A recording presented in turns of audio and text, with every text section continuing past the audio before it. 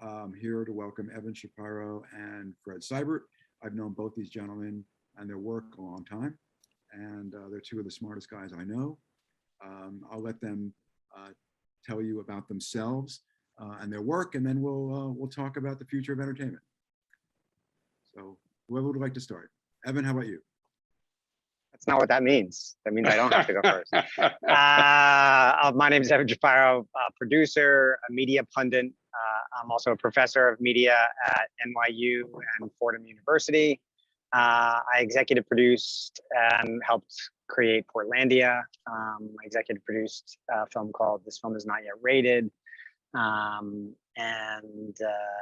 Right now I'm producing a couple of different podcasts and a film for Disney. And that's me. Okay. David, before I start, I'm just going to say that you're probably the only person that could pronounce our last names properly together. That is true. That is so true. Thank you very much. We will take true. That. I'm Fred Seibert. I'm a producer of animation for television.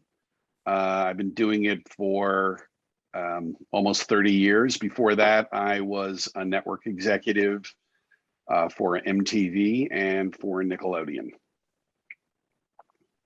Okay. The theme of today's panel is imagining the future, which is why we're here. So one thing that I mentioned yesterday was that one of the themes that we've gotten from 2 days of the Filmmaker Summit, from filmmakers, financiers, and distributors, all basically were saying the same thing, which is that in chaos, there is opportunity, right? And we know that the pandemic created a tipping point between traditional and new digital models, led by the growth of the streamers. Fred said yesterday, tech always rules, creative always follows. So if that's true, and tech is now the new Hollywood, what does that mean for the future of film and how the creative may change the nature of movies and entertainment? So if I can just jump in there, I think tech has always been Hollywood. And it has always driven the bus as to where whatever we define Hollywood as goes, whether that is Hollywood in Asia or Hollywood in Europe or South America or Africa or the United States. It is always technology that determines not only the creative output, but the business models that go around it, what the audience thinks about it, and how we all make our decisions. I couldn't agree with that more. If you think about it, I think part of the quote that you stole from Fred that he was saving for this panel and then couldn't use. So he was that the only form of art that ever died was vaudeville. Was that it? Yeah, that was it. But it didn't actually die. It got turned by technology into radio, and then radio was completely destroyed by a new technology called television. Actually, talkies was a technology that killed silence film, et cetera, et cetera, et cetera. And Fred's right. The technology, whether it's television or cable television, which when you think of the golden age of television, Mad Men, Breaking Bad, and The Sopranos, and all these great shows, that's all cable. That's technology. And the advent of affiliate revenues and subscription fees added on to advertising is what enabled The Sopranos and The Wire and Game of Thrones to exist. And frankly, are now the complete driver of things like Netflix and Amazon, who's making the new Lord of the Rings and just bought James Bond and MGM. A tech company now runs MGM, but technology has been driving us to this point all along. So I completely concur. And in the simplest way to actually take your talkies example is the way that the people invented how to do soundtracks, how to do magnetic film, how to record, pre-record an orchestra for scores and for the way that musicals would develop, et cetera, et cetera. On the very basic creative level, how technology affects filmmakers changes everything that comes in its wake. And whether we like it or not, business even follows the technology, which is why we're in so much chaos now, because our media companies thought the technology could be rented instead of invented. And so they're behind the 8 ball because they forgot the technology rules. It's odd. I mean, so first of all, the greatest Hollywood executive of all time. Everybody likes to think of Cecil B. DeMille as the big first creative in cinema, but it was really Thomas Alva Edison, because there is no soundtrack and there is no film without Edison. Exactly. And but you fast forward, NBC, perhaps one of the greatest television properties of all time, it was bought by 2 different technology companies, GE and then Comcast. And so, they forgot, and yet they are a technology company. That's the most ironic thing. NBC, Universal, Comcast, Cabletown is the furthest behind in the streaming wars because, by their own admission, they own the least amount of their own content. They produce and own the least amount of the things. They don't own Cheers. They don't own Seinfeld. They don't own Friends, which are now playing on their direct competitors' streaming services. And yet they are a technology company. They should have foreseen this coming by their very right. And it's just the great irony of this all is that the technology that created Comcast and enabled them to buy NBC then came along and ate their own lunch because they didn't hold on to the rights that they needed. It's a fascinating cycle.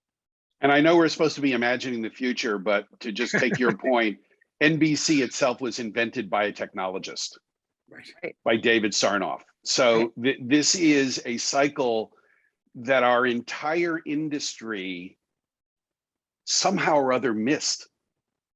Like shocking. So anyway, let's imagine the future instead of talking about the past. So I think, sorry, I'll stop and let David interject. No, I'm going to be like Chris Wallace at the presidential debate. I know how this is going to go. Don't be like Chris Wallace. So going back to what we were just saying, yesterday we talked about how big media tends to, follow a path, right? They come in, they get burned, they get out, then they come back in and spend twice or more as much as they would have spent if they would have just stayed in the first place, right? So now companies like Warner's are buying back their library from Netflix and leaving hundreds of $millions on the table just for the privilege of running it on their own platform, right? And you can see that the day and date strategy has had mixed success.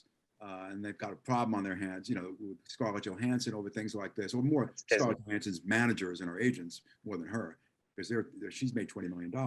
But what do you think of that, where that is right now? Because certainly Hulu is going to face the same thing, right? They're Comcast and CBS at some point are going to opt out of their agreements with Hulu, and I don't know about that. I mean, I don't know about that. Comcast is now selling their best films directly to Amazon, I think 120 days after it hits Peacock. So there's a limited time Fast and Furious will be on that great piece of cinema, Fast and Furious, the canon, will be on Peacock before it hits Amazon. The Scarlett Johansson thing and the Warner mishap with talent last fall, that's just shitty executive. Like that has nothing to do with technology. Yeah, it's temporary. It all shakes itself out. And let's be real, all of the people who are vying to be majors in this business are not going to exist. Most of them are going to fall off, right? Hulu 100%. And Disney are not going to coexist for all that long. I know in one of the businesses that I'm in, which is the kids business, Disney has essentially shut down Hulu's ability to make more kids programming, right? This is going to happen over. There is no reason for that company to have 2 of these things going on. And as soon as the Comcast ownership issue gets straightened out, we're going to see another major shift.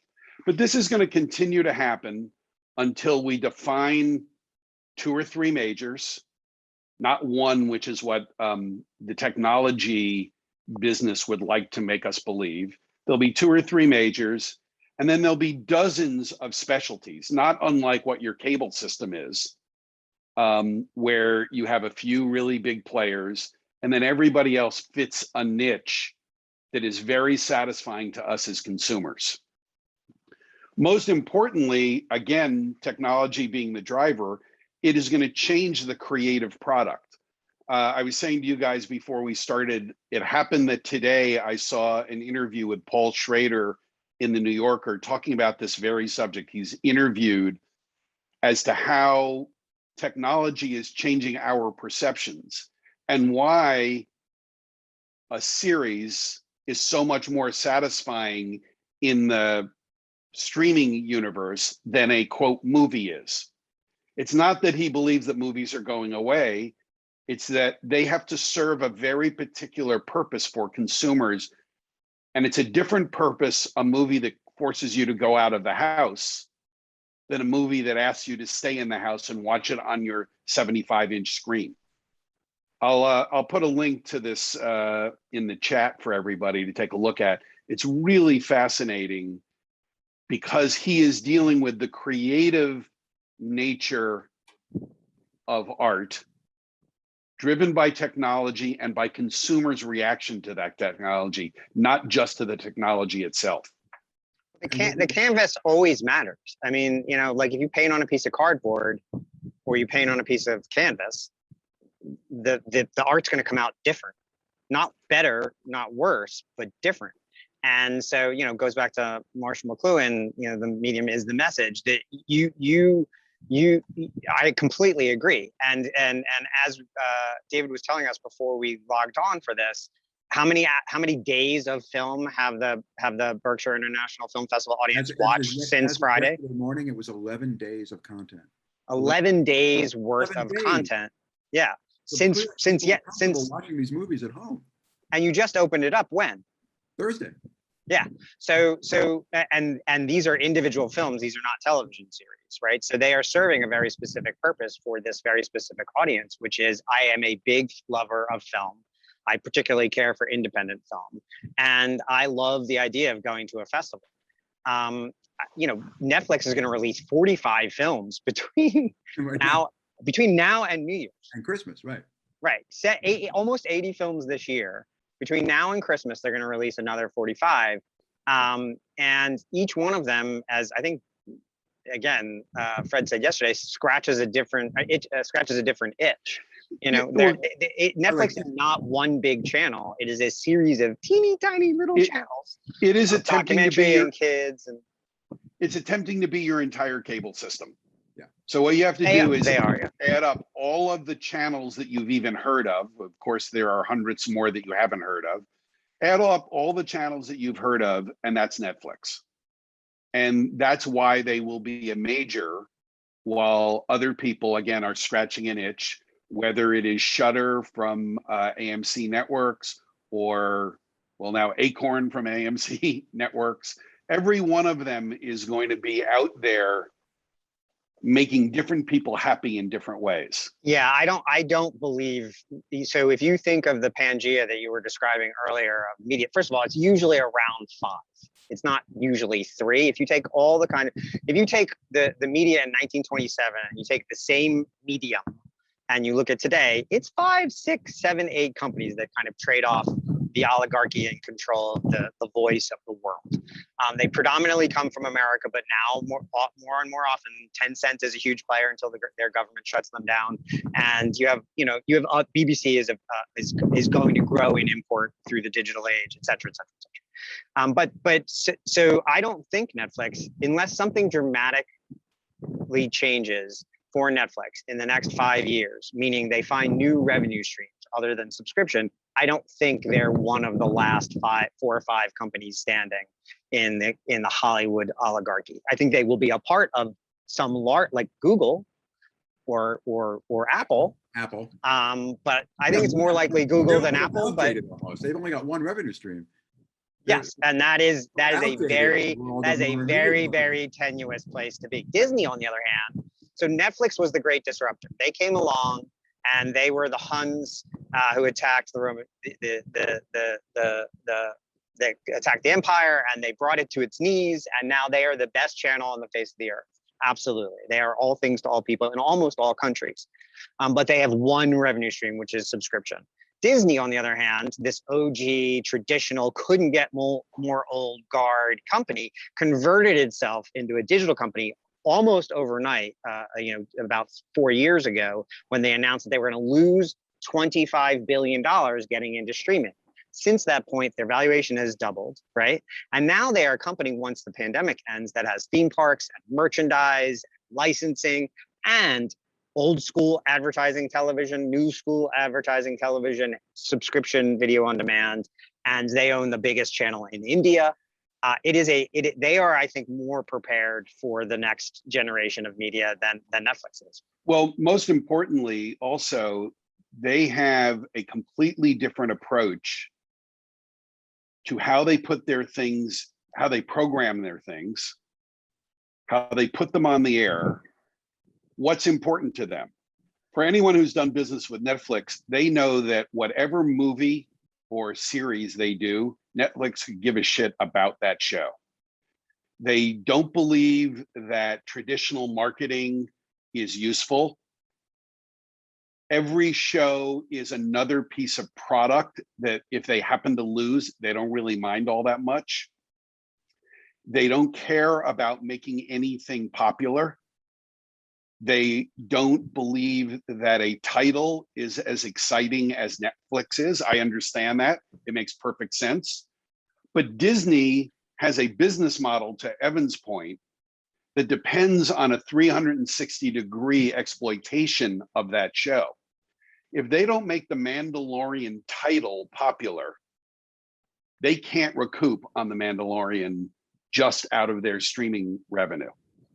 And no company, the last 5 companies standing, that will be true of each one of them. Amazon could give a shit how much money MGM makes for them. It is not about that. That is about length of stay on platform and advertising inventory. They're now the 3rd largest advertising platform on earth. Oh yeah, they're beating everybody. They're Yes. beating, nobody realizes how, well, anyway, the point is it changes the actual creative result. Yeah. And Yeah. when Mandalorian makes, Disney makes Mandalorian and they program it weekly, programming it weekly changes the script that is written and the production that is made. Whereas if you look at a streaming show, Translation, it allows each episode to be exactly the same without you exactly noticing. well, that is the way That's a they joke. have, That's a joke for people who watch The Mandalorian. I understand that, but the point is that there are various different creative approaches to how you do weekly television. 100%. Right? The Sopranos was serialized, but it was weekly. And therefore the scripts were different than if it had been shown in a binge-like stream. And that's what is really what we are, those of us who are watching this panel, those of us who are consumers of media, and even those of us who make media are as consumers first and foremost, everything changes in this environment, and we are sort of shifting around the chess pieces on the chessboard, and we actually don't know how it's going to settle out. I was saying yesterday that at least me, I'm old enough that I'm not going to see the end of this game when it really has settled, because the chaos that we are in is so much bigger than the chaos we have ever been in. The idea, that's, I think, one of the things we have to shake the world out of, all of the world, is that there's this hunt for the new normal. It's like, I'm gonna call it, it's the daily crack we all talk about. It's not coming. It's never coming. There is no normal. Chaos is the new normal. Like What's happening right now? Yeah, I mean, like right now, we can't get together for a film festival because of the Delta variant of COVID-19. But next week, there'll be a concert on Fortnite that will attract 10 million people concurrently. So you can't, like, that's where we're at. And the latter half of that sentence is probably something, all due respect to everybody on this platform right now, is not something everybody who's listening right now completely understood. Because it's a whole other bizarro parallel universe that's coexisting to the one we're talking on right now. But the one thing I will say is true, and it was true in 1927, and it will be true in 3027. The intellectual part of the property When you break down what IP stands for, intellectual property, the intellectual part of it, the storytelling, the character, the franchisability of a universe, that is not going away, and it's only going to get more important. So what Disney is great at, which is building these connected universes, Marvel, Star Wars, princesses, the parks, the Pixar world in and of itself is its own version of it. Amazon is emulating that by buying the rights, spending $500 million on Lord of the Rings, the new universe for there, and buying MGM, which gives them the James Bond universe and the Fargo universe and the Legally Blonde universe to play around with. And Netflix, I think, has lost track of the importance of that kind of timeless storytelling. I think they have flashes of it, but I do think that in pursuit of Walmart, which refuses to put R-rated films in it, you don't get the kind of nuanced edge that I think that Disney still can maintain and Amazon is going for. And I think Apple, frankly, if you look at their work, especially in the last 8 months, Coda, Ted Lasso, Brigadoon, Schmigadoon, they are taking swings that are franchise-like swings. And I think, your point is well taken, but at the end of the day, if you're not concentrated on a certain type of intellectual property long term, I don't think you can win this battle. Okay. Okay, well, the panel's over. Yeah. Nobody wins. That's how this ends. That's it. Mic drop. I'm turning over. Bye. Well, I would like to talk about how this actually, applies to filmmakers, right? Because in some areas, these niche streaming services, right? These niche VOD channels are providing new opportunities for filmmakers that don't have a theatrical release, right? So, like I noted on a panel yesterday that on the same day, you'll see 2 different articles. One that says how streaming is helping the indie film business and how the independent film business is dead, even as the pandemic recedes. So you'll see both of that. You'll see all that messaging out at the same time. So that there is a question of how does this ultimately trickle down to filmmakers and create more opportunity for them? And does that mean that, indie film has a capability of being where those new voices are going to come from as big media gets more homogenized? There's always indie voices, especially in America, right? Because we are defined by our contrary nature to the beast. And, the great thing about the world that we've been in over the last 10 or 20 years is how I can make a movie right here. And what that means is that, as Evan said yesterday, all we have to do is look at TikTok and we see the future of indie film. Now, before everybody gets all upset about that, I don't mean that indie film is going to be a bunch of 30-second clips put together. It is that those people are defining themselves as filmmakers. And when they get to a certain point in their life, they're going to make a decision. Most of them are not going to become filmmakers. But one of them is, 10 of them are, 100, 1,000 of them are going to become filmmakers the way that we broadly think of filmmakers. And they are going to be redefining what film is, what stories are, what characters are. Not in a way, to Evan's point, there's always going to be characters, there's always going to be stories, there's always going to be a universe of those things. But they're cultural references that come in and help them tell stories is different. I did a series about 10 years ago. It's just about to be spun off again called Adventure Time. And it took us 5 years to find a network partner at Adventure Time because it didn't follow what executives thought a storyline should follow and the way it should go.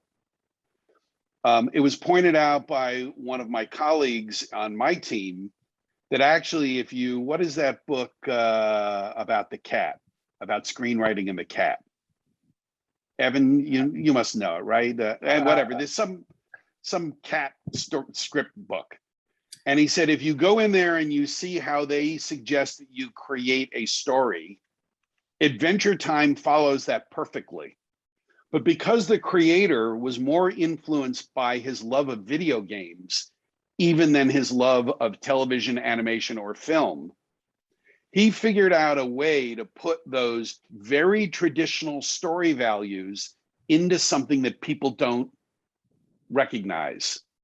And therefore, it became a phenomenon as more and more people discovered that this show that looked like a kid's show acted like an emotionally complex, serialized, Sopranos or Breaking Bad or something like that. They realized that they could follow along those characters and stories exactly the same way, not realizing about the video game element that was in it.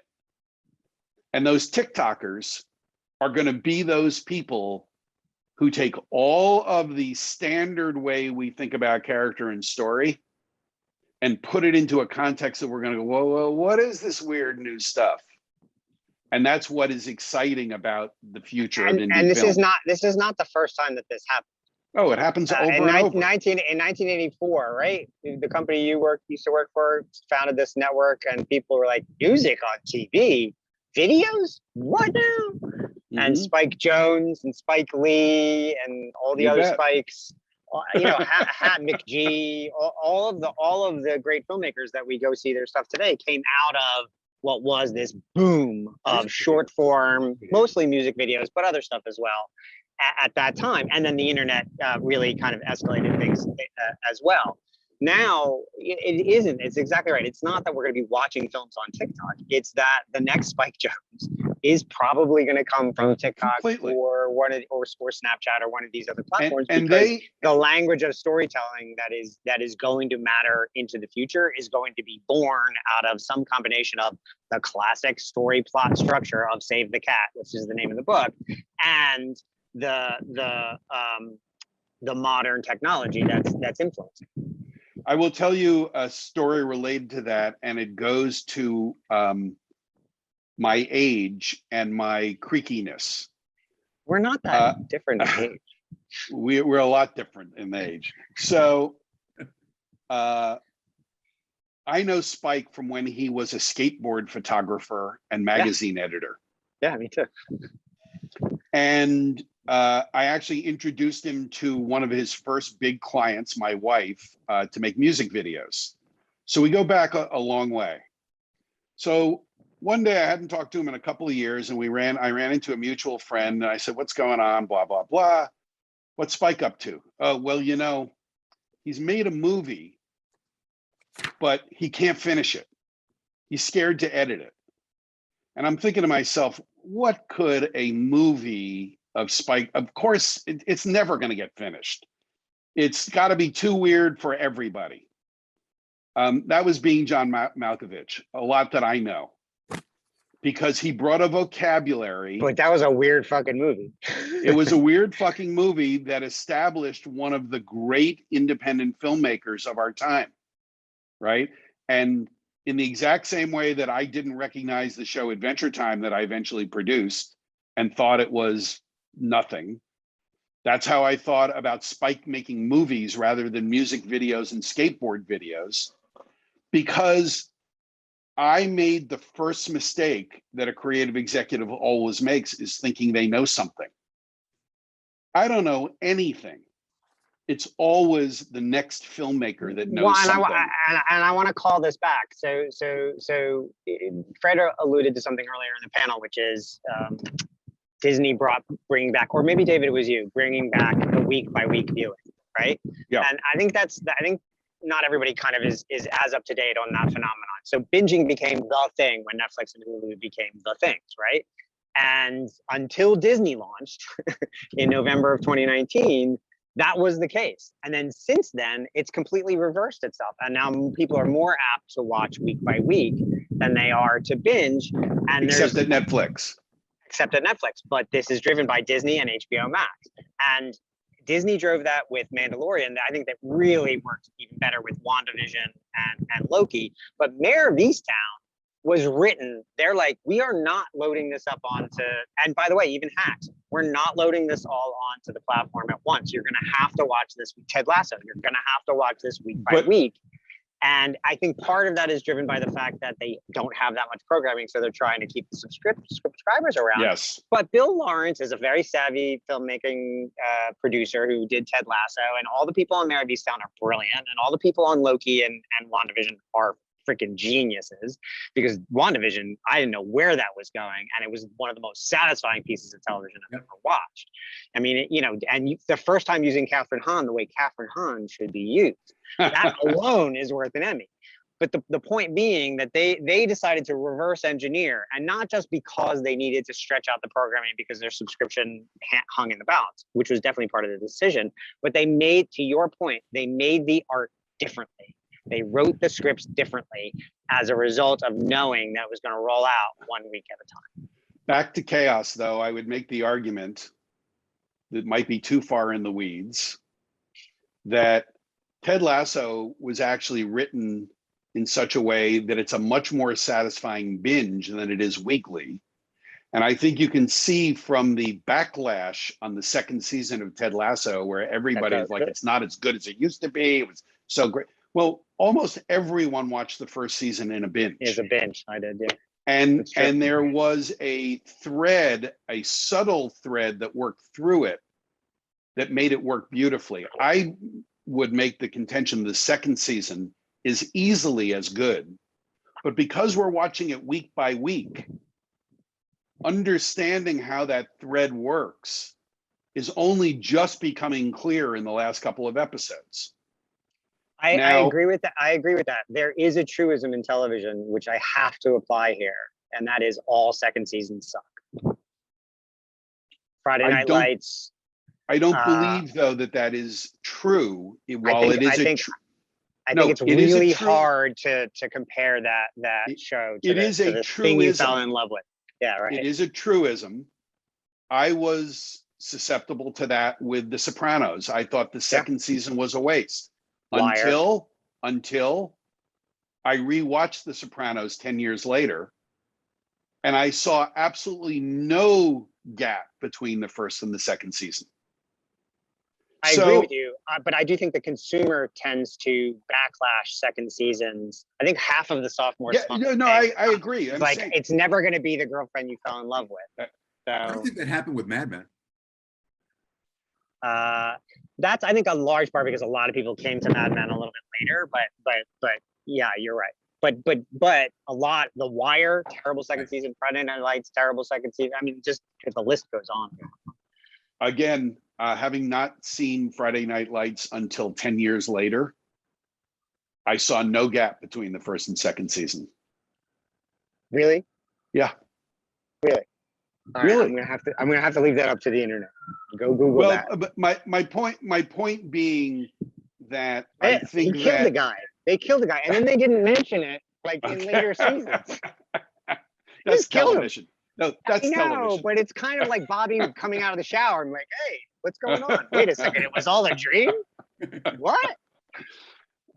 And not in that great kind of end of St. Elsewhere, it was all in the snow globe, or the end of Newhart, where it was a dream. I excuse everything in television. I excuse everything in television by saying, hey, it's television.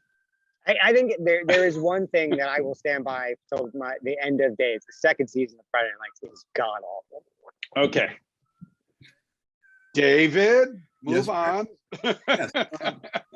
We talked. You mentioned earlier that not everybody's going to make it, right? That not all of these services are going to make it. When you talk about the arms race that we all are aware is going on in the original content business, both Facebook and Google have already kind of gotten out, right? Google they don't need to make original content in order to monetize billions and billions of dollars on their platform. No, they just have to fuck up like everything in the world. Right. So, knowing now that we were even talking yesterday that Netflix is now realizing even they're better at showing content than making content. So who do you think will and won't get to the finish line on this? And will somebody buy Netflix? As a seller, though, let me just say, as a producer, before we get to speculating, I don't really care. Because here's what I know. There's always somebody else out there to buy something. That's correct. And what my job is as a filmmaker is to find something worthwhile to make. And, you know, those of us who do this learn to be very patient. You know, Evan has pitched me about a dozen shows this year that I've said no to. What that means is he has to be very patient to find people to do things. One of the most successful series I've ever done, Castlevania on Netflix.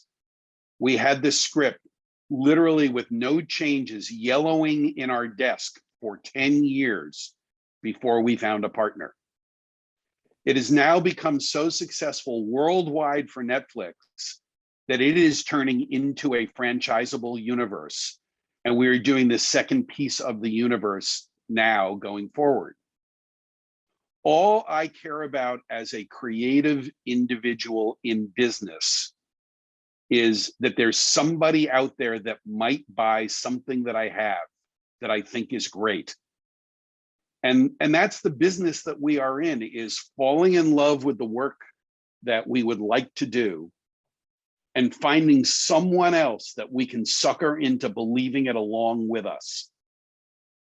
Right. And it is every time I get depressed about somebody turning down one of my shows, which this year is happening a lot, because in my part of the business, people just want to reboot like crazy.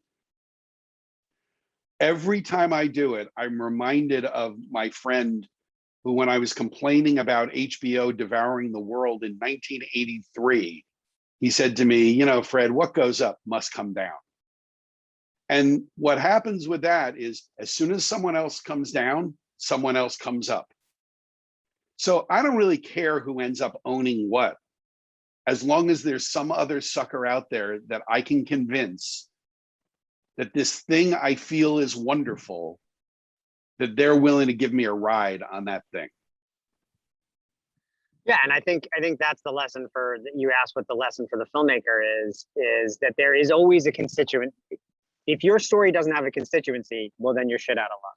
But as long as your story has some universality to some other community, there's going to be a way to get it out there. But it's upon you through patience. I've been working on a film at Disney for, my wife thinks it's 4 years. I think it's 3. But it feels like 100. It'll be 7 by the time it's done. Right. But if it blows up, man, so you have to be patient, and being patient, but also being diligent and being persistent. I want to take a pause on kind of that end of it and open up another chapter of it, which is, I think there's going to be this Pangea of modern marvels, that is Amazon and Apple and Disney and let's say some version of CBS, Netflix, Apple. And I think there is a new universe opening up that has been kind of what we call social media for Web 2.0. So what has been Facebook and Twitter and Snapchat and TikTok up until this point is now becoming the creator economy, led, I think, by podcasting, because podcasters are truly, not all of them are getting rich, but they're making livings at it based on their ability to grow a small audience who's loyal to them. But also it's becoming the new books. Podcasts are turning into movies and series and all these other things. TikTok is generating great young filmmakers. Fortnite has become this immersive universe where consumers are spending 9-10 hours at a time and going to watch rock concerts. And soon I'm sure they're going to go start watching live comedy, and then they're going to go see sketch shows, and then they're going to go see plays, and it'll turn into film. And suddenly there is this roadblocks, which I'm sure if you have any person under the age of 14, Roblox, right? Roblox is a creator economy. It is not a game. Is it a platform that pays people to design games that their users play? They will pay $500 million to independent creators this year. TikTokers can make a lot of money doing interesting independent stuff on TikTok. So if you are a filmmaker, there are many different avenues to get your stuff out there and to actually now, in a way that has never been clear before, make a living at it. perhaps not get rich. You're not going to necessarily turn into the Ryan kid who now has $24 million business, but you can, through Patreon and now Amazon's podcast subscriptions and Roblox and other elements, make a real decent middle class living making your content. It's like rock bands in the 60s and 70s. Right. That exactly, that the technology has become easy, cheap, and available enough to everybody that everybody has a chance. TikTok provides you an editing suite on your phone. They give it to you. Roblox gives you the engine. And by the way, if you do not believe that what I am laying down here, think about this for a second. Fred mentioned The Mandalorian, which is a beautifully shot series that repeats the same plot line 14 times, actually 26 times. It's Lone Wolf and Cub. But there's a style of filmmaking in it that is not green screen. So when you go see a Marvel movie, up until now, it has been shot in front of a green screen. The actors have no idea what's going on behind them, and they fill in the background later. The Mandalorian is shot on other planets, right? But it is shot in front of a massive curved plasma screen, LED screen, that runs a software called Unreal Engine, which allows the director and the actors to actually shift the perspective of the scenery as if the actor turns right, the whole scenery shifts in real time. And the director and the cinematographer and the set designer can actually shift it and make changes in real time, which saves time and money, is gonna speed up and make filmmaking much more flexible and much more realistic. That is the engine that runs Fortnite, by the way, which is the massively multiplayer online game, which is a metaverse unto itself that is owned by Epic. And Epic just beat Apple in court to change the entire economics around all of this on a moving forward basis. So it's all been driven by these kids playing games on their phone. Sorry, Fred. No, I was just about to say it was one of the great game engines that's out there. You know, again, back to the idea that technology and culture in the guise of video games are what is changing what we think of as film. Yep. Epic, to a certain extent, the creators at Epic are the Edison of massive filmmaking moving forward. It's a really spectacular. If you have a chance to watch The Mandalorian, check out the scenery. It's really cool. But if you look online for Unreal Engine and what it does, you'll see stories about it. It's very, very awesome. Look, anything that puts more power in the hands of creators is a good thing. And we've all known that throughout our careers, right? They now have all the power. That's right. But not all indie filmmakers are young kids that are going to take advantage of this kind of technology and this kind of futuristic thinking. So if you're a filmmaker right now, what I do think is important, one thing that also came up during the Filmmaker Summit is how there is no middle or low market for indie films. That it seems like you either hit the jackpot or you have, it's somehow something that stays small. So I didn't really agree with that, and I can tell that you don't either. So I want we do not about that as opportunities for whether it's self-distribution, niche distribution, of how and where you see those opportunities for filmmakers that are not not young kids that can monetize themselves through social platforms. Well, I'll just make one quick point before we get to that, which is most of the time when any kind of filmmaker, I hear complaints about how their film doesn't have a place. What I see is a filmmaker who has a very narrow aperture as to how the world works and is resentful of people who have learned to promote themselves better than they have. Because I think that the challenge is that the way to promote your work in the modern world has changed dramatically. I'm actually grappling with it right now. I just started a new production company last January. And in that process, I walked away from 15 years of building YouTube audiences for various kinds of things that I do. And about a week ago, I started to panic, realizing that an enormous amount of success that I developed over the last 15 years was because I had this lever that I didn't build to be a promotional vehicle for my work, but I had it and I used it and it worked really, really well. And all of a sudden I have nothing. I'm back to being a guy with a project. And a guy with a project only goes so far ever. By the way, 10 years ago, 20 years ago, 50 years ago, 100 years ago, somebody with a project is in a universe of billions of people. Somebody with a project plus is usually the film that gets made and seen. Yeah. And so all of a sudden in the last week, I'm like really sweating bullets, like about what my plus is going to be. Well, there's two points I will make on that. One, you've been in the business long enough that you can actually you can be in the reboot business, because you're reboot. I know for a fact you're rebooting. Thank you. One of the best animated shows of all time, Fairly Odd Parents.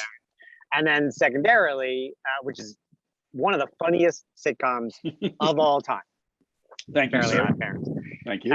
Second of all, I thanked God for it, because my kids were of that age at that time, and if you had to watch Blue's Clues again, I would have to shut. Anyway, how do you think my kids got through school? your kids' fandom. Yeah, my kids' fandom. So, but then secondarily, like, to all those curmudgeons out there who can't take advantage of new technologies, Fred is 107 years old, and he is as progressive with regards to these new technologies as his evidence during the course of this conversation as anybody has ever met, which is why he had been successful in 3 decades of producing. 3 decades of producing and sold something in substantial. Castlevania is the latest, but Adventure Time was a monster hit. And by the way, Fairly Odd Parents was how many seasons of Fairly Odd Parents? By the 18? way, 19? By the way, no one wanted Adventure Time. No one, including the network that had an exclusive on it for 2 years. No one wanted Mad Men, by the way. I mean, like, right. This happens a lot. But here's what I was going to say. Because a series of fans got hold of a video of Adventure Time, they kept bootlegging it onto YouTube. And the last pitch that I had before the sale, the executive didn't want to buy it. So I said to this executive, so you have what? You have 3 kids, and one is like 17, and one is 21, and one is 23, something like, whatever. Yeah. I said, please call them right now. And if one of them has not seen this short, I'm out, I'll leave. But if one of them has seen it, you should have to buy this show. So he calls the 2 older kids, they haven't seen it. He calls the youngest, the 17-year-old, and he's like, yeah, what? Really?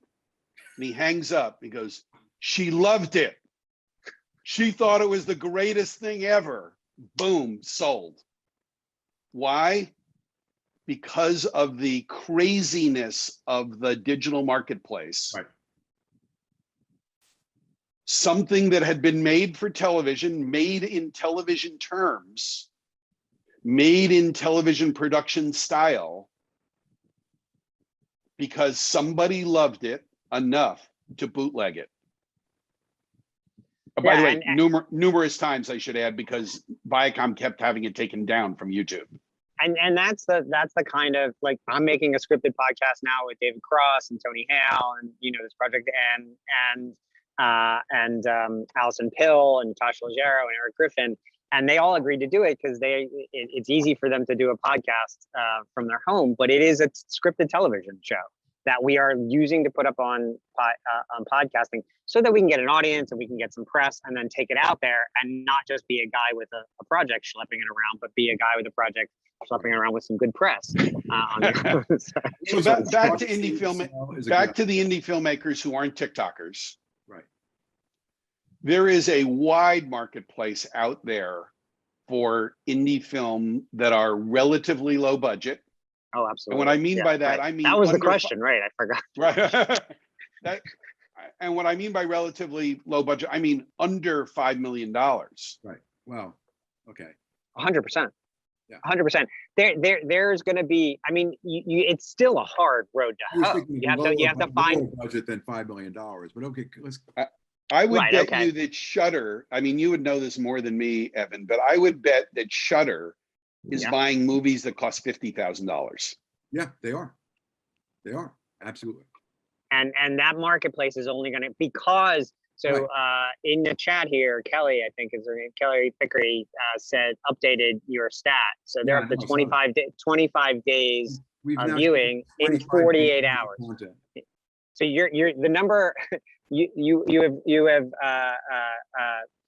have far surpassed the amount of time in hours spent watching film collectively as an audience. Right. And that demonstrates that there is this ending chasm of need with regards to independent cinema online.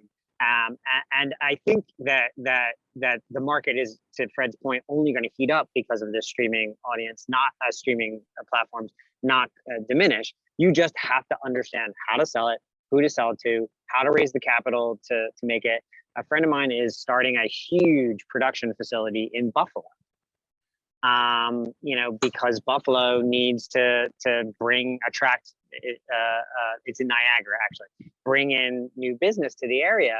And because New York State has a great filmmaking tax credit, they are buying an old plant and they're turning half of Niagara into a filmmaking lot, a lot. So there is going to be a huge, you can't hire artisans on live action filmmaking right now. There's no one to hire. Almost everybody is being employed right now. By the way, it's true in animation too, right. And it's true everywhere. It's an incredible moment. I've been saying it's an incredible moment ever since I started putting stuff on YouTube in 2006. But you have to understand how to get it out there. You have to be. If you're a filmmaker and you're starting principal photography on your film and you don't have a social media person on set, then you are not making a modern film. I'm sorry. I mean, that's just part of producing these days, is prepping yourself for the inevitable social media campaign that you're going to need to promote the film wherever it is. Not only that, the data that you get from social media is so critical to selling, as we all know, right? And I know the word data scares filmmakers like crazy, but all data means is how many people looked at this, right? And over what period of time? I mean, we're dealing with data. By the way, who are the most likely to watch it to the end, and where are they coming from, so I can spend my money there or my time there versus over here? That's what data tells me. I've been telling filmmakers for years. Back to a TVOD model, because I can get all that data. Yes, and all exactly. that audience buzz and use that to sell. I just released I executive produced a film about the 9/11 museum, which we released a few weeks ago. And Brahma Rama, who's this great film distribution company, really genius at what they do. New film distribution model. They TVOD, AVOD, they do great SVOD, they do all these great deals. And so we made this film. A really great filmmaker, Stephen, made this film about the 9/11 museum, which he's been filming for a decade, actually since 9/11, so 20 years. And our first release was live on Facebook, and they promoted it, and they gave us more ink than we could. We got reviewed everywhere as a result of that, and now you can buy it on Amazon and Apple and everywhere. And will it make a shit ton of money? I don't know, but it will be seen by many more people than it would have had we released it into the Angelica, gotten a good review, and then maybe gotten into 4 or 5 other theaters. Look, I had a friend of mine called me the other day and said, do you know any distributors for my documentary on, I will say, an unnamed pop singer from the early 60s who was really good? And he said, nobody wants it. No, nobody thinks they're interested in her, that an audience is interested in her. It was a her singer. I said, oh, gee, and you're done with the film? He go, yeah. I went, oh. So what do you mean? I said, look, if it were me, every time you did a rough edit of a scene, I would have posted it. on YouTube. He goes, but then everyone would have seen it and nobody will want, I mean, it doesn't work that way. I mean, if 5 million people, if 10 million people saw it, that means that there's about 6 billion people in the world that haven't seen it. Right. And if that 5, 10 million, 100 million people have nice things to say about your picture, somehow or other, you can turn that into a sale. And by the way, that is my 10-year-old version of this. Right. Like, you know, that's an old way of thinking about this modern world. And God knows what I would do with TikTok, because I still don't know what I would do on TikTok. So right? almost, I want to sort of leave an opportunity for anybody that would like to ask questions. Please. Fred and Evan, either post it in the chat or post it on the Q&A. But if there's anything you'd like to ask these guys, this is the time. They're already bored with us. I don't know about that.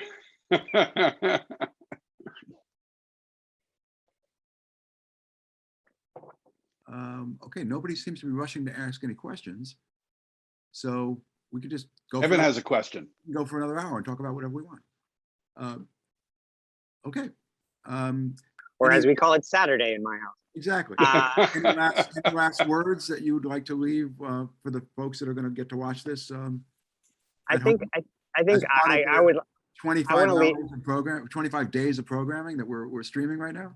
I would leave the last word for Fred, but so I will interject this, which is, if you're at all concerned about the state of modern entertainment and what technology does to entertainment, you know, go watch Coda. It's a beautiful film, and it was at the Sundance Film Festival. It was made I just watched it. Traditional independent film. Very traditionally produced independent film, and it got sold at a film festival like they used to make milk back in the old days. Right. And it is airing on Apple. Apple, yeah. Which, by the way, broke down and decided to buy a button on Roku.